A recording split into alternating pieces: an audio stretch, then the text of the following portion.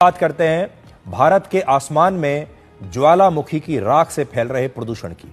आपको दिल्ली से लगभग 4,500 किलोमीटर दूर इथोपिया के उस ज्वालामुखी के बारे में अब हम बताने वाले हैं, जो 12,000 साल तक शांत था, लेकिन 23 नवंबर की सुबह अचानक यह फट गया। इसमें भीषण विस्फोट हुआ।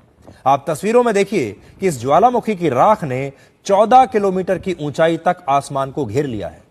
राख का यह बादल यमन और ओमान और पाकिस्तान होते हुए अब दिल्ली तक पहुंच गया है और अब यह हमारे देश के बाद चीन की तरफ यह बढ़ रहा है। जो आप देख रहे हैं बादलों का ये जो गुबार है, राख का ये जो गुबार है, यह अब हमारे देश की हवा में मिल चुका है और अब चीन की तरफ जा रहा है। हम आपको आज बताने वाले हैं कि इस राख का भारत पर क्या असर पड़ेगा, लेकिन सबसे बड़ा सवाल यह है कि 12,000 साल के बाद यह ज्वालामुखी फटा क्यों। तो सबसे पहले आप मानचित्र में देखिए यह ज्वालामुखी कहां पर है। यह है इथोपिया के अफार इलाके में। यहां से दुनिया की रिफ्ट वैली गुजरती है। रिफ्ट वैली उस इलाकों को कहते हैं जहां पृथ्वी की दो टेक्टोनिक प्लेट्स एक दूसरे से दूर जा रही है। टेक्टोनिक प्लेट्स पृथ्वी के नीचे बड़ी बड़ी कठोर चट्टानी परतें होती हैं, जिनमें लगातार कंपन होने से लावा ऊपर उठता है और इसी वजह से इथोपिया में 12,000 साल के बाद ज्वालामुखी में यह विस्फोट हुआ है।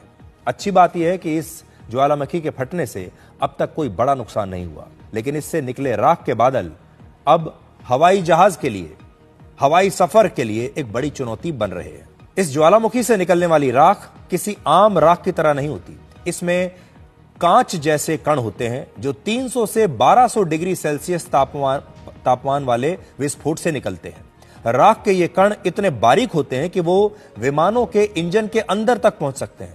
विमान के इंजन का जो तापमान है वो कई जगहों पर 1,500 डिग्री सेल्सियस तक पहुंच जाता है, जिससे ये राख के कण विमान के इंजन के अंदर जाकर पिघल सकते हैं और इंजन बंद हो सकता है। राख के ये कण रेडार और सैटेलाइट्स में भी गड़बड़ी पैदा कर सकते हैं। राख का यह बादल हवा की विजिबिलिटी को कम कर सकता है, जिससे हवाई जहाज को परेशानी हो सकती है।